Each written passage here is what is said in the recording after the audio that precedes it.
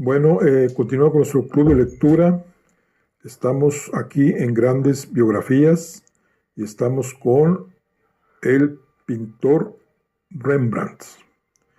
Y vamos a continuar con el capítulo número 11. Por aquel entonces, y a pesar de la guerra, se estaba haciendo grandes fortunas fuera del país. Miles de personas lo perdían todo, pero unos cuantos que habían tenido la astucia de especular con grano, maderas, pólvora y otros artículos de imperiosa necesidad para la armada, amasaron grandes riquezas y empezaron a comprar artículos de lujo a diestro y siniestro. Un día eran los cuadros lo que hacía furor. Al siguiente, la porcelana, tacitas japonesas que se habían comprado por 3 libras se vendían ahora por 3.000.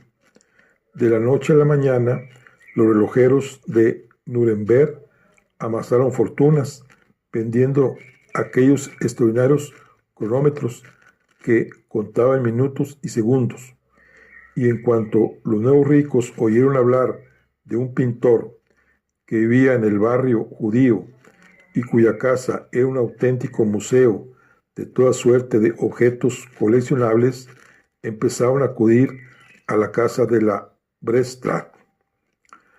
Al principio, Rembrandt se sintió halagado, pensando que aquello significaba un renuevo interés por su trabajo, pero cuando descubría que a sus estrepitosos visitantes, acompañados por sus mujeres mucho más ruidosas todavía, les importaba un comino su arte y solo venían a preguntarle cuánto pedía por una espada turca de esmalte o por una talla de marfil procedente de las Indias, montaba en cola, pues conocía demasiado bien el valor de sus propias obras, y en vez de pedir a esas miserables aves de rapiña, enriquecidas por la guerra, un precio exorbitante por un objeto adquirido en un momento de debilidad y por el que sus visitantes estaban dispuestos a pagar 10 veces el precio original, los echaba con cajas destempladas. Y ellos se iban y hablaban a sus amistades de un mal llamado artista, individuo pretencioso, tanosco, grosero y cascarrabias, que se vio obligado a llevar una existencia de recluso. Y es que a nuestros nuevos ricos no parecía agradarles nada de la independencia de carácter. No intento insinuar que Rembrandt fuese un dios, nada menos cierto, era de carne y hueso, pero como tantos artistas, estaba demasiado absorto en sus asuntos para disfrutar de ese ocio que es terreno abonado para habladurías y desprecios. Esa devoción a un ideal único también se hacía patente en su sublime despreocupación por el valor del dinero. Una sonrisa, una excusa, quería que fuese mío, justificaba cualquier extravagancia, desde una pintura de Giorgione a un cofre de ébano para su hijo Titus. En determinada ocasión manifestó gran interés por la obra de cierto discípulo de Franz Hals, un tal Ariaen Brouwer, joven de extraordinario talento, que había muerto a los 32 años y cuyas obras, no muy numerosas como es lógico, habían aumentado de precio considerablemente en la década posterior a su muerte. Cierta noche me encontré el vestíbulo de Rembrandt atestado de Brouwers. Era la más heterogénea colección imaginable. Una mujer, un niño, un pastelero, 2 tahúres, un cocinero preparando un plato muy graso, todo ello de factura que denotaba una magnífica economía de línea y de color. ¿Verdad que son preciosos?, preguntó Rembrandt. Dije que sí, que eran admirables, aunque debían haber costado una pequeña fortuna, y señalé uno de ellos cuyo precio probablemente equivaldría a mi presupuesto familiar para 6 meses.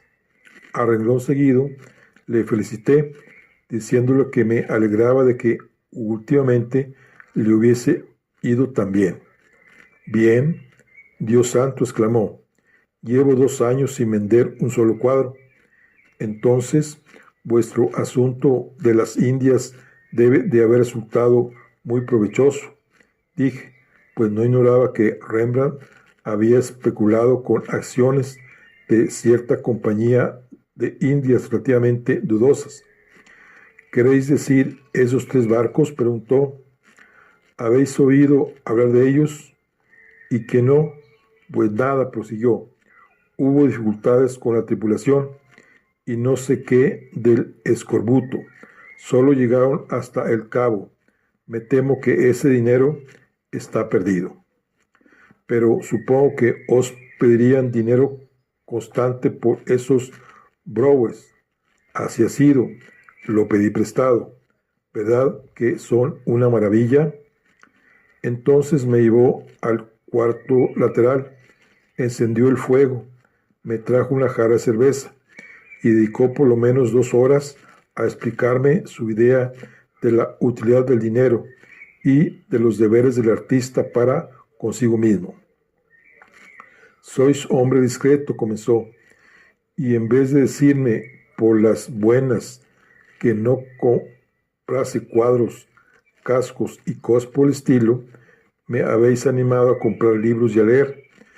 Probablemente habréis pensado que si leo, gastaré menos en antigüedades, pero cuando le ha servido a un artista la lectura de libros escritos por otros, me recordáis a esas personas que dicen, todo esto es muy bonito, pero no podéis aprender vuestro oficio en este país.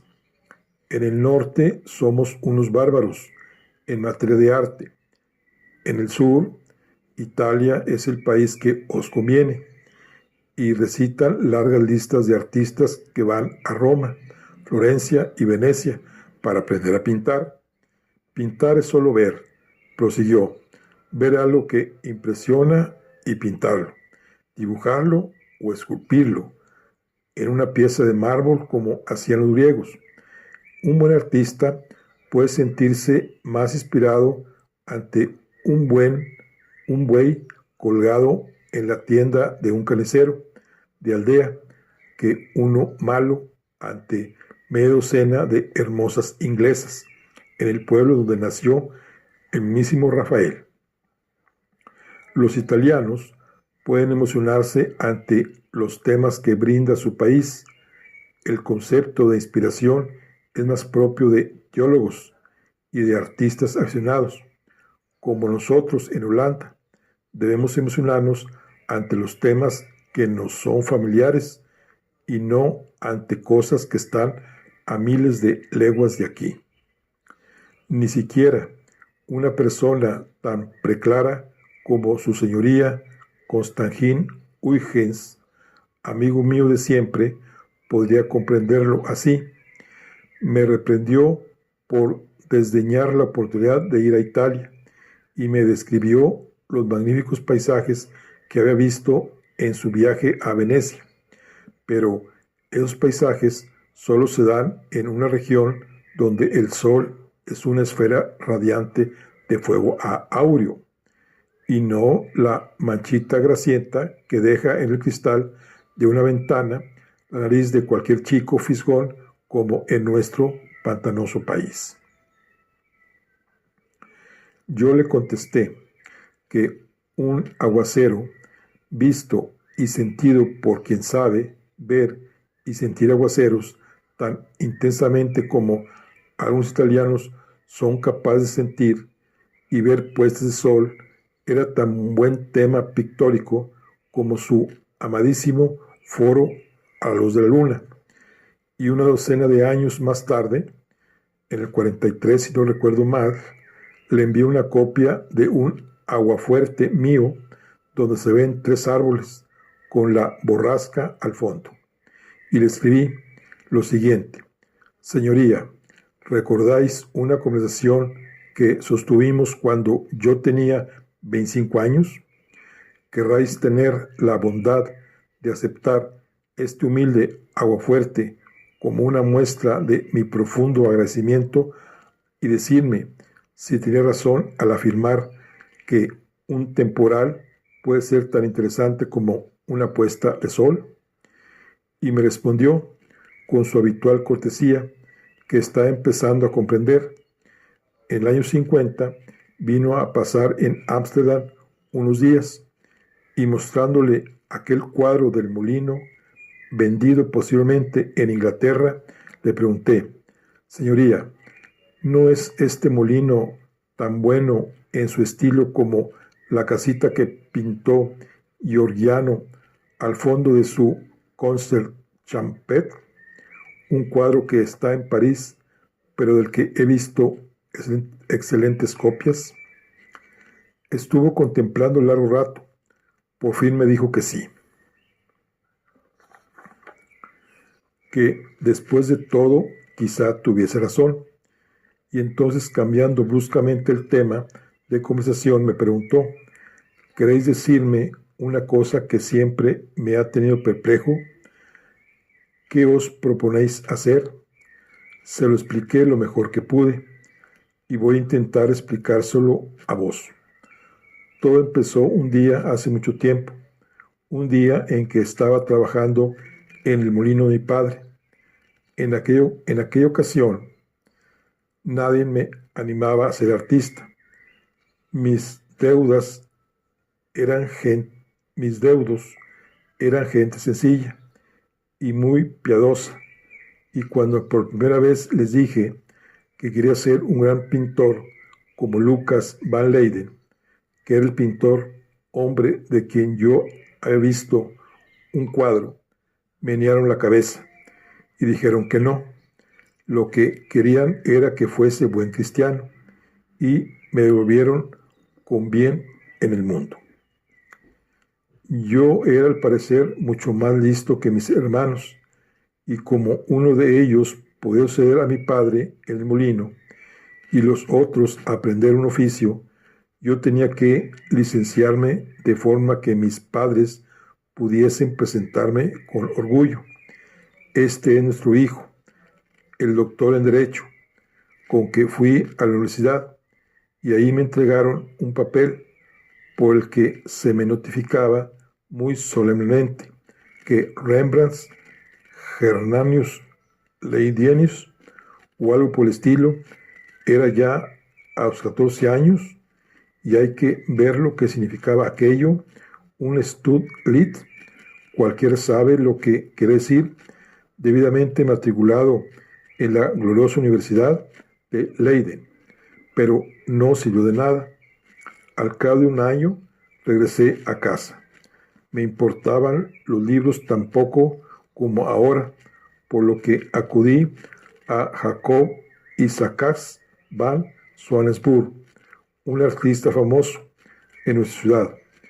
Era uno de esos pintores que han aprendido su arte en Italia, y cuando fue un día y les dijo a mis padres que podía obtener éxito como pintor y convertirme en un retratista de moda, me perdonaron por no haber querido ser letrado.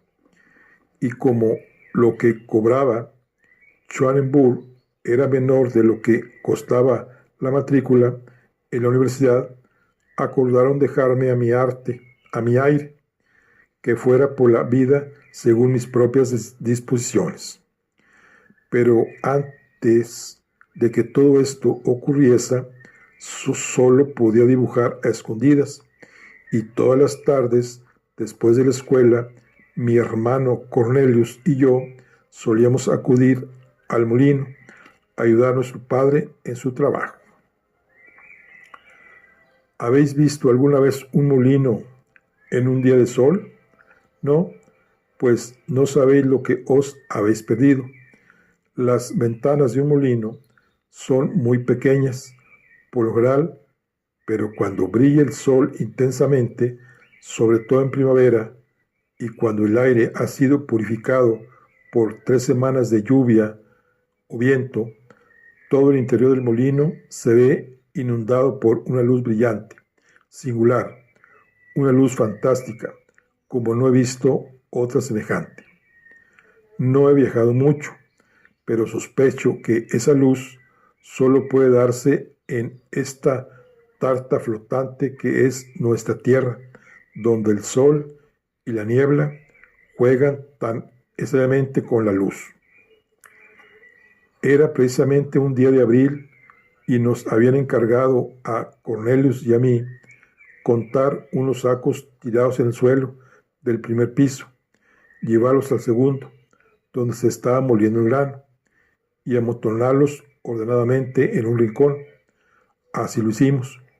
Y mi padre, al revisar los sacos, viendo que un par de ellos necesitaba un repaso, me mandó coger hilo y aguja y coserlos mientras Cornelius iba a un recado. Sentado en un rincón, acabé al poco rato mi tarea, pero temiendo que mi padre, al saber que había terminado, me diese algo nuevo que hacer, no dije nada, permanecí quieto donde estaba y simulé seguir ocupado. Soplaba afuera un airecillo vivo de levante y las aspas del molino pasaban junto a la ventana, haciendo jechuc, jechuc, jechuc, una especie de sonido gutural, parecido al castañetazo de un mosquetón, seguido del súbito silbido de aquellos enormes brazos de madera al rasgar el aire.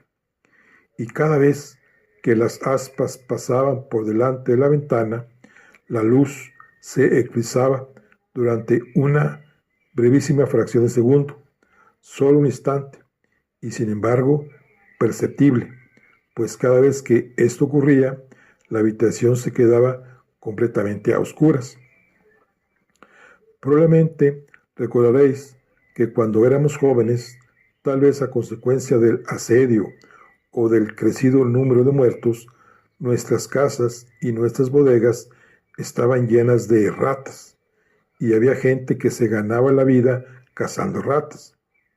Aquella mañana había estado trabajando en nuestro molino uno de aquellos cazarratas profesionales, y una enorme jaula de alambre llena de esos animales pendía de una de las vigas sujeta por una recia cadena. Aquellas ratas, unos bichos enormes, sentados sobre sus cuartos traseros, parecían como si intentasen roer la cadena de acero que sostenía la jaula. Los pobres bichos no tenían la más mínima posibilidad, pero con todas aquellas carreritas y pataleos de los cuerpecillos excitados, con sus punzantes ojuelos y sus largas y repugnantes colas, la jaula empezó a balancearse lentamente de izquierda a derecha, proyectando una curiosa sombra en la pared. Entre tanto, las aspas del molino se iban cruzando por delante de la ventana con los mismos zumbidos y chasquidos, y la habitación se ensombrecía, y después, durante 1, 2, 3 segundos, volvía a inundarla la brillantez luz del sol.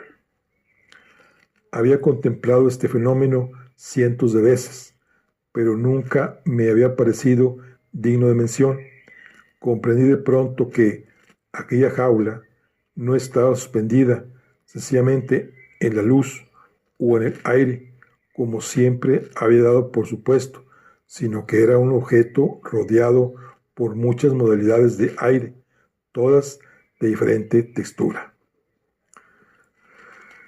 No puedo pretender explicar en 2 palabras lo que quiero decir, pero vos sabéis que existe cierto número de colores, como amarillo, azul o rojo, y combinaciones de colores, y que a nosotros los pintores se nos supone un profundo conocimiento sobre todo estos colores y sus combinaciones.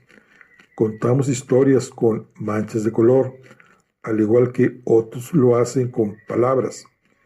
Esto era al menos lo que siempre había supuesto, pero aquella mañana en el molino no existían colores, o al menos no había ninguno con el que yo estuviera familiarizado desde mi temprana infancia, cuando me regalaron la primera caja de pintura. La luz de delante de aquella jaula de ratas era diferente a la luz de detrás, a su vez distinta a la luz de su izquierda, y todas esas modalidades de luz cambiaban a cada instante. Y entonces se me ocurrió de repente, todo ese espacio, todo ese aire, realmente tiene un color en el sentido que damos habitualmente a la palabra. Me pregunté si sería posible plasmar ese color en un cuadro. Llevo 40 años intentando hallar la respuesta, y ahora sé, tan poco como el día en que vi aquella jaula de ratas colgada de una viga en el molino de mi padre. A veces pienso que en algunos de mis cuadros he resuelto el problema bastante bien, pero confieso que he procedido al revés, pintando primero e intentando descubrir después el porqué de lo que había hecho, cómo había llegado a obtener esos efectos. Lo que quiero saber es por qué la gente puede decir al contemplar uno de mis cuadros, ese hombre está realmente sentado en una silla en una habitación, no apoyado en un simple fondo de silla y habitación, o ese ángel está realmente flotando en el espacio, no cayendo ni descansando en una nube. Naturalmente, el público no tiene idea de lo que me propongo.